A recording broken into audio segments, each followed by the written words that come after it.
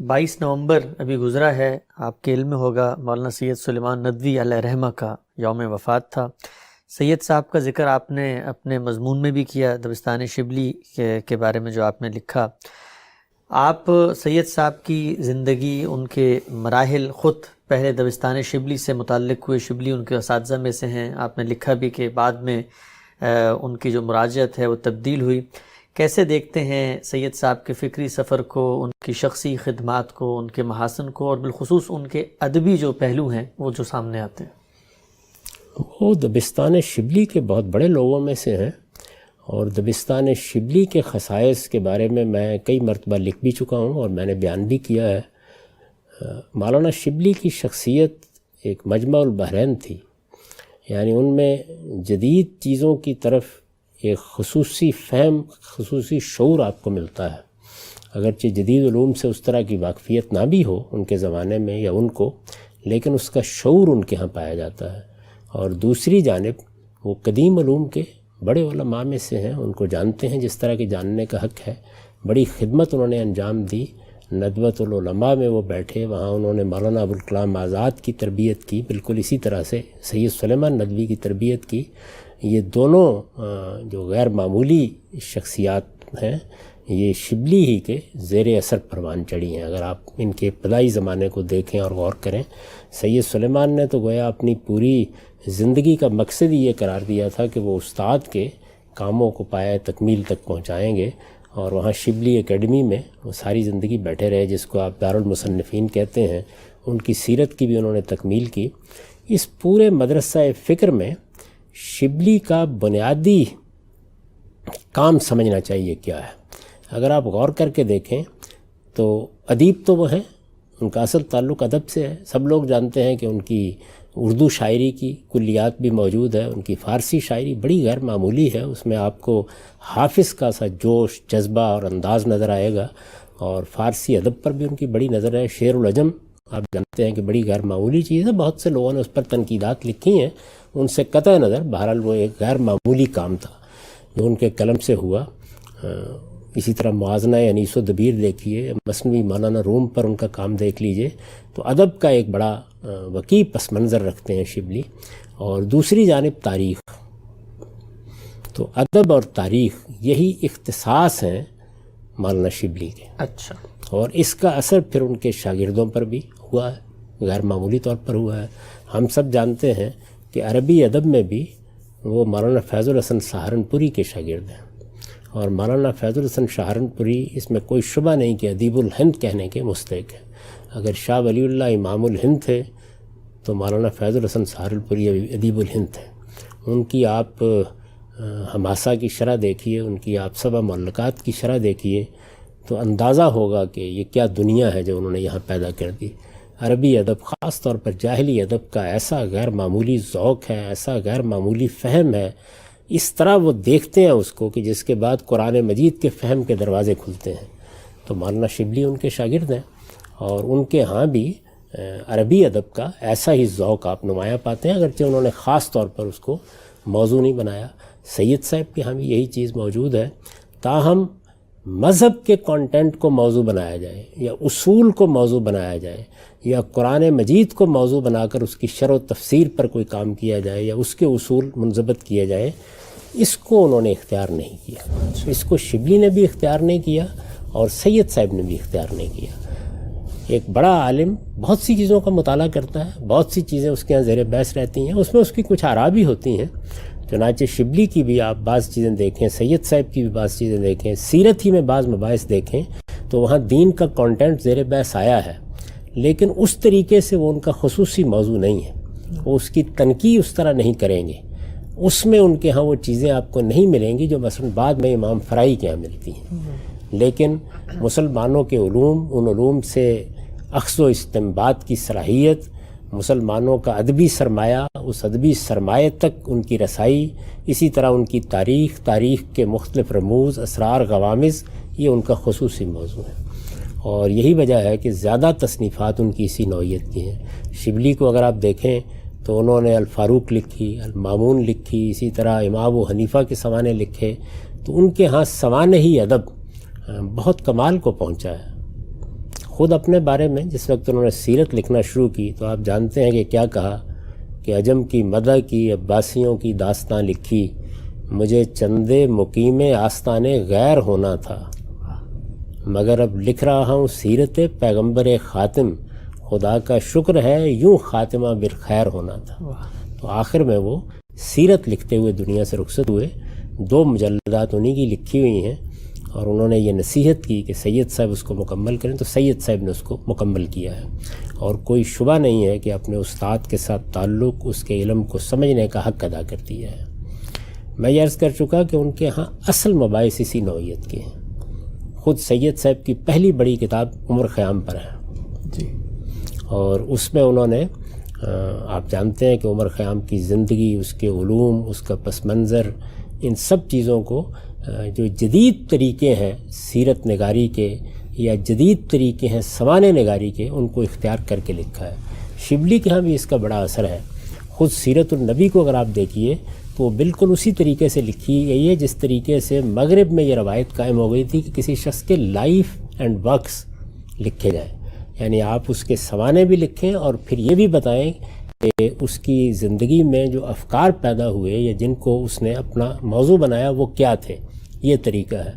مجھے اگرچہ اس سے نبی صلی اللہ علیہ وسلم کے معاملے میں سخت اختلاف ہے، وہاں یہ طریقہ نہیں اختیار کیا جا سکتا، تاہم انہوں نے اسی طریقے کو اختیار کیا۔ یہی وجہ ہے کہ پھر بعد کی کئی جلدیں آپ دیکھتے ہیں سیرت کی ایسی ہیں کہ جن میں سیرت کے مباحث اس طرح نہیں ہیں، وہ سب علوم زیر بحث آ گئے ہیں جو دین کے علوم کہے جا سکتے ہیں۔ اس میں وہ بڑی احتیاط اختیار کرتے ہیں کیونکہ دین اصلاً ان کا موضوع نہیں۔ دین سے میری مراد دین کا کانٹینٹ۔ دین اصلاً اس وقت موضوع بنتا ہے جب دین کے اصول، قرآن کی تفسیر کے اصول، قرآن مجید کی تفسیر، سنت کی تعین، حدیثوں کی تعویل، یہ آپ کا اصلاً موضوع بنتی ہے۔ ان کے یہاں یہ سب چیزیں ضمناً آتی ہیں، کیونکہ ضمناً آتی ہیں تو وہ پوری کوشش کرتے ہیں کہ جو عمومی روایت قائم ہے اس سے انحراف نہ کریں۔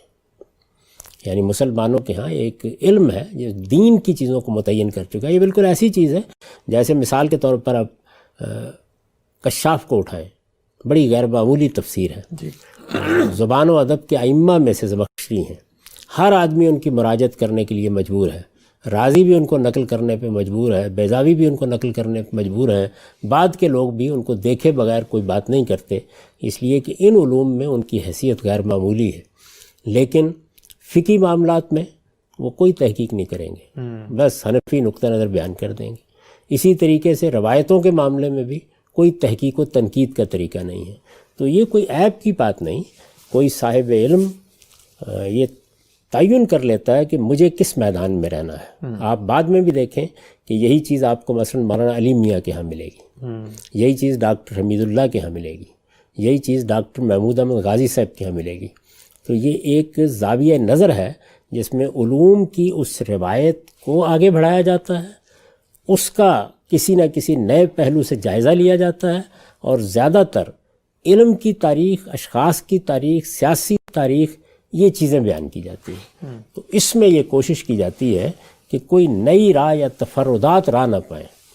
تو 2-3 جگہوں کے اوپر انہوں نے جب اس طرح کی رائے اختیار کی، مثلا دوزخ کے معاملے میں کہ کیا وہ ہمیشہ کے لیے ہوگا، اور سیرت میں اس پر جب احتجاج ہوا تبدیل کر دیا اس کو۔ اچھا، وہ عام طور پر اس طرح کی چیزوں کو وہ اپنی کتابوں کی مقبولیت کے راہ میں بھی حائل سمجھتے تھے، اگر آپ ان کو دیکھیں۔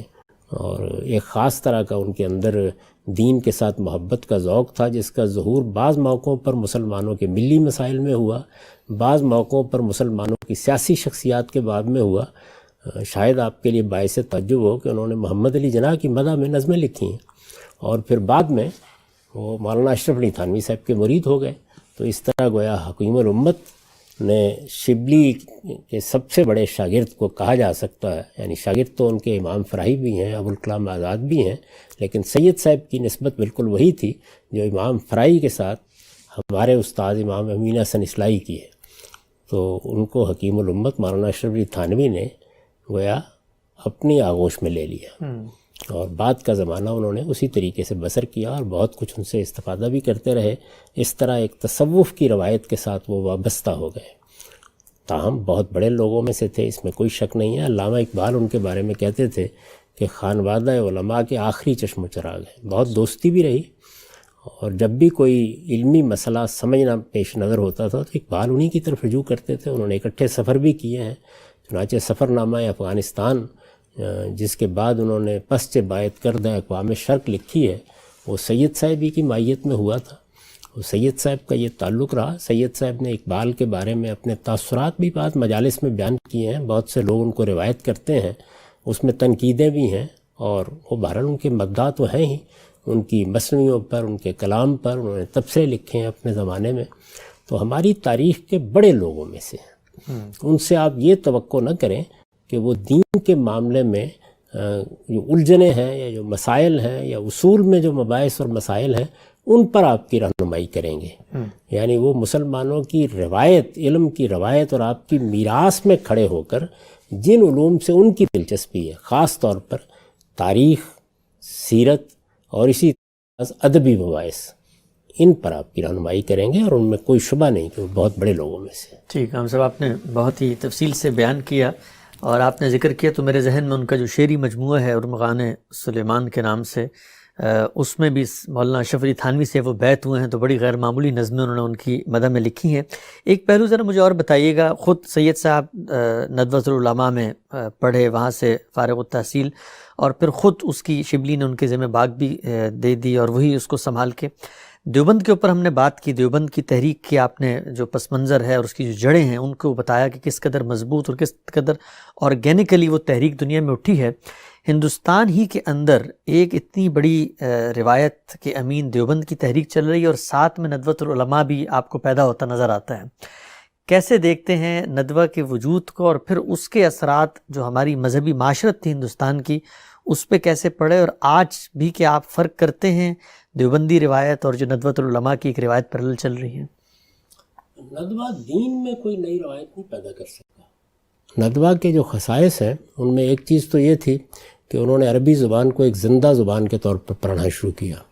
صرف اتنا ہی نہیں کہ پرانے علوم کی کمپریہنشن یا ان کا فہم پیدا ہو جائے, یا لوگ قدیم علوم کی مراجعت کر سکیں یا ان کے غوامض تک رسائی حاصل کر سکیں, وہ عربی زبان لکھ سکیں, بول سکیں, اور جو زبان اس وقت عالم عرب میں بولی لکھی جا رہی ہے اس کا ذوق اپنے اندر پیدا کر سکیں. ایک چیز یہ تھی. دوسری چیز وہی تاریخ. میں نے آپ سے عرض کیا نا, تاریخ کا لفظ جب بولا جاتا ہے تو ہمارے ذہن میں محض واقعات کی تاریخ آتی ہے. نہیں, علم کی تاریخ ہے, اصول کی تاریخ ہے, فنون کی تاریخ ہے.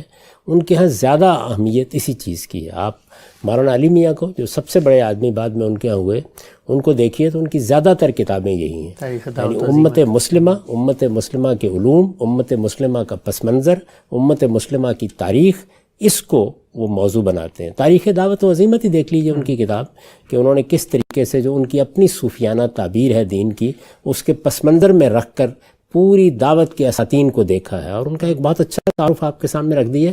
میرے نزدیک یہ کوئی تنقید نہیں ہے کہ فلاں کا زاویہ نظر کیا ہے. کہنے کہ تو آپ برٹن رسل کی جو فلسفے کی تاریخ ہے پڑھیں تو ہر آدمی جانتا ہے کہ اس میں رسل کے اپنے زاویہ نظر کے کیا اثرات ہوئے ہیں.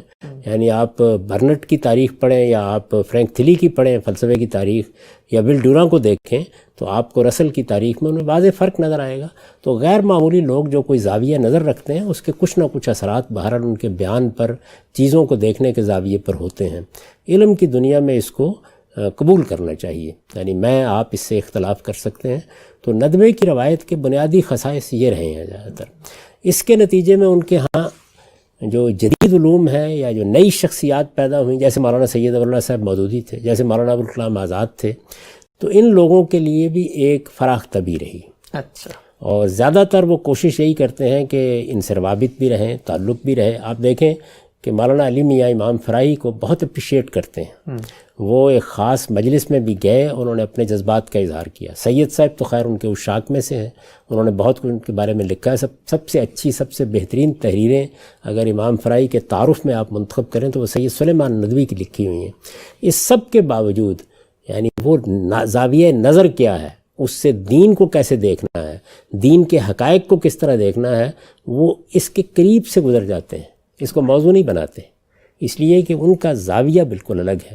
دیوبند اس کے برعکس اصلاً دین کی ایک تعبیر میں کھڑا ہے. اچھا. اصلاً تو یہی وجہ ہے کہ زیادہ زمانہ نہیں گزرا کہ آپ کو ندوے کے دینی تصورات میں اور دیوبند کے دینی تصورات میں فرق کرنا مشکل ہو جاتا ہے. تو وہ بڑی حد تک دیوبند ہی میں جا چکے ہیں. اس کی شخصیات سے پھر ان کا تعلق بھی پیدا ہوا.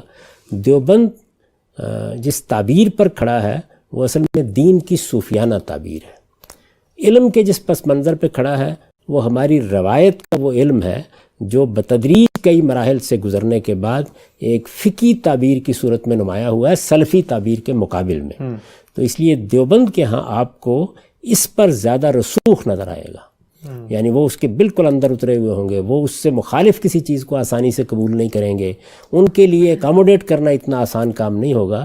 ندوے کا معاملہ اس کے بالکل برعکس ہے. وہ چونکہ پچھلی پوری تاریخ کو بھی تاریخی پس منظر میں دیکھتا ہے تو آج جو کچھ تاریخ بن رہی ہوتی ہے اس کو بھی اکاموڈیٹ کرنے کے لیے تیار ہو جاتا ہے. تو مزاج کا فرق, طبیعت کا فرق, زبان کے متعلق نظریے کا فرق, یہ چیزیں موجود ہیں. لیکن یہ نہیں کہا جا سکتا کہ دیوبند کا جو صوفیانہ تعبیر پر مبنی علمی پس منظر ہے ندوے نے اس سے کوئی بڑا انحراف کر لیا ہے. ندوہ اس میں ہی کم و بیش کھڑا ہے. کوئی چھوٹی موٹی انفرادی آراء ہر جگہ موجود ہوتی ہیں. بحیثیت مجموعی شبلی کے ہاں بھی کوئی ایسا بڑا انحراف نہیں ہے. آپ الکلام اور علم الکلام کو دیکھ لیجئے, آپ ان کی تاریخی چیزیں دیکھ لیجئے, ان کے سیرت کے مباحث دیکھ لیجئے, ایک محققانہ انداز, نظر, یہ ساری چیزیں ہیں. لیکن بڑی چیزوں کے معاملے میں اگر کہیں ان کی رائے میں کچھ تفاوت پیدا بھی ہوا ہے تو عام طور پر انہوں نے گریز کا یا اجمال کا طریقہ اختیار کیا ہے. امام فرائی کا ایسا اسلوب اختیار نہیں کیا. تو ان کے ہاں یہ چیز ہے. یہ اصول کیا چیز ہے, دین میں کیسے اپروچ کرنا ہے, قرآن کو کیسے دیکھنا ہے, ان کو موضوع بنانے کی بجائے وہ مسلمانوں کی تراث کو یا مسلمانوں کی علمی میراث کو موضوع بناتے ہیں. اور یہ اپنی ذات میں ایک بہت بڑی خدمت ہے. اس کو اس کی جگہ رکھ کے دیکھنا چاہیے, اس سے استفادہ کرنا چاہیے. اس میں آپ ان کے زاویہ نظر سے اختلاف بھی کر سکتے ہیں.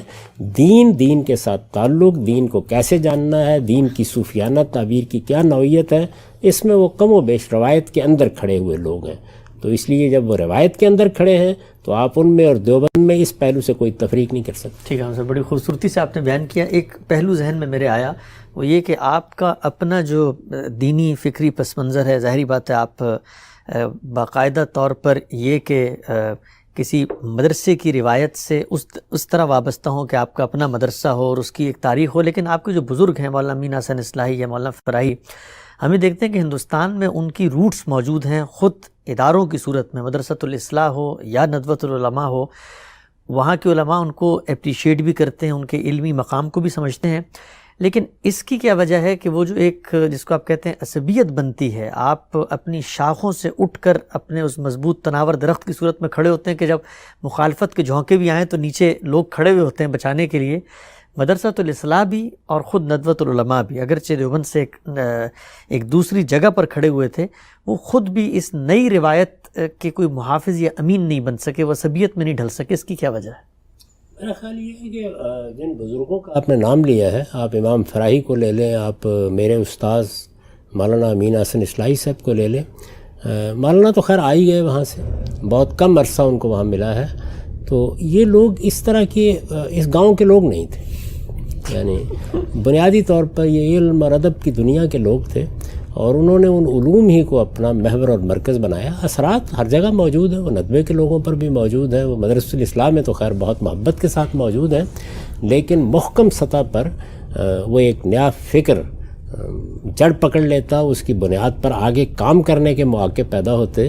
یہ چیز جو ہے یہ میرے خیال کے مطابق مقصود بنائی نہیں گئی. اچھا, یعنی میں نے تو استاذ امام کو اپنی 25 سال کم و بیش ساتھ رہ کے دیکھا ہے, ان کے ہاں اس کی کوئی ضرورت نہیں محسوس ہوتی تھی. اس لیے میرے خیال میں جو نئی روایت انہوں نے ڈالی, اس روایتی کو آگے بڑھانا چاہیے کہ یہ ساری امت ہماری جماعت ہے, یہ سارے مدرسے ہمارے مدرسے ہیں, یہ سارے ائمہ ہمارے ائمہ ہیں, یہ سب علماء ہمارے علماء ہیں. علم کی روایت کو اس طرح کی عصبیتوں کے بجائے بالا تر کھڑے ہو کر اپنا سفر جاری رکھنا چاہیے اور اس پوری امت کے اندر کام کرنا چاہیے. تو مجھے تو یہ زیادہ پسند ہے, میں اس کو قدر کی نگاہ سے دیکھتا ہوں. اسی وجہ سے میں نے خود اپنی زندگی میں اگر کبھی اس طرف کوئی رجحان ہوا بھی تو بہت جلد اس سے چھٹکارا پا لیا. ٹھیک ہے ہم سر, آخری سوال اس سلسلے سے متعلق میں آپ سے پوچھنا چاہوں گا. یہ علامہ اقبال ایک جدید پڑھے لکھے آدمی, فلسفے کا پس منظر, مغربی علوم پہ ان کی دسترس, اور یہ ہمارے مشرقی علوم اور روایتی علم کے ساتھ تمسک رکھنے والے ایک بالکل کہتے ہیں قدامت پرست علماء، اقبال کے ساتھ ان کا ریلیشن، یا اس کو میں اگر اس معاملے میں کہوں کہ جو رومانس ہے، آپ ندوہ کی روایت دیکھیں، آپ دیوبندی کی روایت دیکھیں، بر صغیر کے علماء کیسے ایک، جس کو میں اگر سادہ الفاظ میں کہوں، بغیر داڑھی کے ایک آدمی اور ایک مغربی طرز کی زندگی گزارنے والا انسان، اور وہی معاشرت اور وہی پس منظر تعلیمی لے کر وہ آیا ہے بر صغیر میں، یہ علماء کا التفات اور علماء کی محبت اور علماء کی نگاہ کا یہ مرکز محور، علامہ انور شاہ کاشمیری ہوں، سید سلیمان ندوی ہوں، شبلی ہوں، مولانا مودودی ہوں، یہ سارے حضرات اقبال کے ساتھ ایک غیر معمولی تعلق کے خاطر رکھتے ہیں. اس کی کیا وجہ ہے؟ وہی وجہ ہے کہ میں نے آپ کو ندوے کے بارے میں بتائی ہے. جس طرح ندوہ مسلمانوں کی میراث کے پس منظر میں کھڑا ہے، اقبال بھی مسلمانوں کی جو شعری میراث ہے اس کے پس منظر میں کھڑے ہیں. آپ دیکھیے، وہ کہتے ہیں کہ پیر رومی پیر من روشن ضمیر، یعنی رومی کو انہوں نے اپنے پیر کی حیثیت سے پیش کیا ہے. مسلمانوں کی کم و بیش 1000 سال کی تاریخ صوفیانہ تعبیر کے تحت ہے. صوفیانہ تعبیر کا سب سے زیادہ غیر معمولی اظہار شاعری میں ہوا ہے. شیخ عطار کو آپ پڑھیں، سنائی کو آپ پڑھیں، رومی کو آپ پڑھیں، اور بہت سے لوگوں کو آپ دیکھیں، تو اقبال اسی روایت کے آدمی ہیں. جب اقبال شعر کہتے ہیں، خاص طور پر انہوں نے فارسی کو جب اختیار کیا ہے، تو اس میں جن جذبات کا اظہار کرتے ہیں، اس پوری امت کی میراث کے ساتھ جس تعلق کا اظہار کرتے ہیں، مسلمانوں کے بارے میں جو خواب دیکھتے ہیں، ان میں کوئی ایسی چیز نہیں ہے کہ جس میں اجنبیت ہو. اور چونکہ وہ بہت بڑے آدمی ہیں اور جتنے قادر الکلام ہیں اور جس طریقے سے وہ اپنے بات کا اظہار کرتے ہیں، وہ سانچہ ہر آدمی کو اپنی طرف متوجہ کر لیتا ہے. تو اس وجہ سے اقبال کے ساتھ تو کچھ اگر اختلاف پیدا ہو سکتا تھا تو اسی وقت پیدا ہو سکتا تھا جب وہ اپنے ان افکار کا عقلی یا علمی بنیادوں پر اظہار کریں. وہ انہوں نے خطبات میں کیا، reconstruction of religious thought in Islam میں. تو آپ دیکھیے کہ اس ساری روایت نے اس کو رد کر دیا. یعنی دیوبندی علماء سے الگ سے پوچھ لیجئے، وہ بھی قبول نہیں کریں گے. مولانا علی میاں جنہوں نے روایہ اقبال لکھی ہے اور اقبال کی بڑی تحسین کی ہے، اقبال سے ایک عاشقانہ تعلق تھا ان کا، اور عربی عالم عرب کو انہوں نے بڑے پیمانے پر متعارف کرایا اقبال سے، اقبال کی شاعری سے غیر معمولی انسپریشن لیتے ہیں. وہ خطبات کے بارے میں ان کی رائے معلوم کر لیجئے، خود سید سلیمان کی رائے معلوم کر لیجئے. تو اس وجہ سے اقبال کا وہ پہلو اتنا زیادہ سامنے آ نہیں سکا. وہ اصلاً ایک شاعر ہے، اصلاً. ظاہر ہے کہ اس کے ساتھ ان کے کچھ علمی مقدمات بھی ہیں، ان کی کچھ آراء بھی ہیں، اور خطبات کی بڑی اہمیت ہے. یعنی خطبات اصل میں مسلمانوں کو ایک نئے دور کی نوید دیتے ہیں. یہ بتاتے ہیں کہ تمہارے علم کو خاص طور پر اور تمہارے مذہبی فکر کو کس طرح کی تشکیل جدید کی ضرورت ہے. تو ان کا بڑا علمی کارنامہ ہے وہ. اس کے نتائج، اس کا فکر کیا ہے، اس میں آپ جانتے ہیں کہ میں بہت سی چیزوں پر تنقید کرتا ہوں، لیکن اپنی اصل کے لحاظ سے وہ ایک غیر معمولی کام ہے. اس کو مذہبی حلقے نے بالکل نظر انداز کیا. خود مولانا سید اوراللہ صاحب مودودی کے ساتھ بہت سی موقعوں پر بات کرنے کا موقع ملا ہے، وہ خطبات کو آن نہیں کرتے تھے. اچھا. اقبال کی شاعری، اقبال کا ادب، اقبال کے جذباتی احساسات، اقبال جس طرح کی محبت امت مسلمہ سے رکھتے ہیں، رسالت مآب صلی اللہ علیہ وسلم کا جس طرح ذکر کرتے ہیں، جس طرح مسلمانوں کے احیاء اور تجدید کے خواب دیکھتے ہیں اور پھر اس کو اپنی لافانی شاعری میں ڈال دیتے ہیں، تو اس سے تو ہر آدمی اعتزاز محسوس کرتا ہے. تو اس لیے اقبال لوگوں کے ذہنوں پر چھا گئے. اقبال نے گویا ان کی زبان اختیار کر لی. جو کچھ وہ اپنے دل میں سوچتے تھے اس کو اپنے لافانی کلام میں نئے الفاظ، نئی تعبیریں، نئی ترکیبیں دے دیں، اور ایک زندہ ابلتے ہوئے فوارے کی طرح گویا انہوں نے اپنے علم اور اپنے دینی تصورات کو بھی بیان کیا. تو اس لیے اقبال سے، ان کی شاعری سے کون اختلاف کرے گا؟ یہ الگ بات ہے کہ اگر شاعری کے اس پردے کو آپ تھوڑا ہٹا دیں تو خود اس میں بھی آپ کو مثلا جاوید نامہ میں اور بہت سی جگہوں کے اوپر ایسی چیزیں مل جاتی ہیں جن کے اوپر شدید نقد کیا جا سکتا ہے یا ہمارے علماء کر سکتے تھے، لیکن وہ ایسے اسلوب میں بیان ہوتی ہیں کہ اس کے اوپر فتویٰ لگانا اتنا آسان نہیں ہے.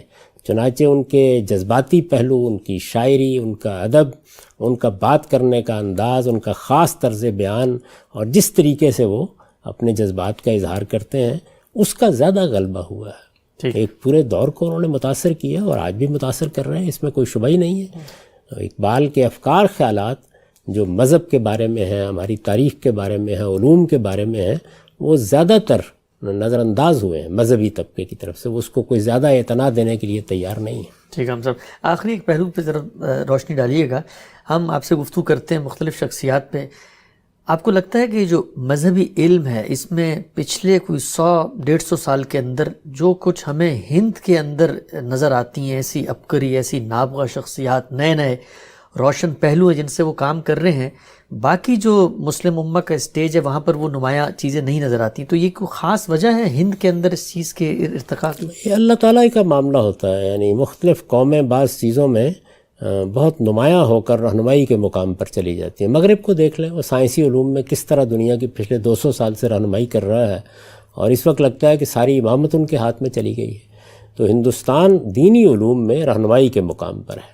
جس درجے کے لوگ امام الہند شاہ ولی اللہ اور خود ان کے بعد پیدا ہوئے ہیں وہ عالم عرب میں بھی نہیں ہوئے. بہت غیر معمولی شخصیات ہیں یہ سب. ان کا علم، ان کا دیکھنے کا انداز، ان کا رسوخ، اس کی کوئی مثال آپ کو آسانی سے نہیں ملے گی. تو یہ اللہ کی عنایت ہوتی ہے. بڑے لوگ پیدا ہوئے ہیں، بلکہ جو قدیم روایتیں ہیں ان کے اندر بھی، اب مثلا دیوبند میں علامہ انور شاہ کشمیری جیسا مجتہدانہ بصیرت رکھنے والا شخص پیدا ہوا ہے. یہ الگ بات ہے کہ وہ جس ماحول میں تھے اس ماحول میں بہت سی باتیں نہ کہی جا سکتی تھیں نہ سنی جا سکتی تھیں، تاہم آپ کو وہ چیز ملتی ہے جو ان کے ہاں پائی جاتی ہے. تو امام فرائی ہندوستان نے پیدا کیے ہیں، اصلاحی صاحب کو پیدا کیا ہے، شبلی کو پیدا کیا ہے، ابوالکلام کو پیدا کیا ہے، ابواللہ مودودی کو پیدا کیا ہے. تو بڑے لوگ پیدا ہوئے. بلکہ میں تو یہ آپ سے عرض کرتا ہوں کہ ہمارے ہاں جو صوفیانہ تعبیر پر مذہبیت اور خاص فقہی تعبیرات پر مبنی علم ہے، اس کا ایک غیر معمولی اظہار احمد رضا خان صاحب بریلوی میں ہوا ہے. وہ بھی معمولی آدمی نہیں ہے. یعنی ایسے ہی نہیں ہے کہ مسلمانوں کے ایک بہت بڑے طبقے نے، جس کو آپ بریلوی نقطہ نظر کے لوگ کہتے ہیں، ان کو اعلیٰ حضرت یا امام کی حیثیت دی ہے، تو وہ اس کے مستحق ہیں. تو مختلف علوم فنون میں جو غیر معمولی شخصیات ہندوستان نے پیدا کی ہیں وہ شاید باقی دنیا میں آپ کو اس طریقے سے نہیں ملیں گی. یہ میں جب بھی ذکر کرتا ہوں تو ضرور توجہ دلا دینی چاہیے کہ میرا ذوق یہ نہیں ہے کہ آپ جن لوگوں سے اختلاف کرتے ہیں یا ان سے مختلف طریقے سے سوچتے ہیں ان کو آپ مذمت کی جگہ پر رکھ لیں. نہیں، ان کے اپنے علم، ان کے اپنے پس منظر اور ان کے اپنے کام کو سامنے رکھ کر ان کو اپریشیٹ کرنا چاہیے. وہ سب ہماری میراث ہیں، اور آج بھی ہوں تو ہمارے علماء ہیں. علم کی دنیا اس طرح کے تعصبات سے بالا تر رہ کر چیزوں کا جائزہ لینے کی دنیا ہوتی ہے. تو اس وجہ سے میں ان سب لوگوں کی بڑی عزت کرتا ہوں، بہت احترام کرتا ہوں، اور اس عزت اور احترام کے باوصف جن چیزوں سے مجھے اختلاف ہے پوری شدت سے اختلاف بھی کرتا ہوں.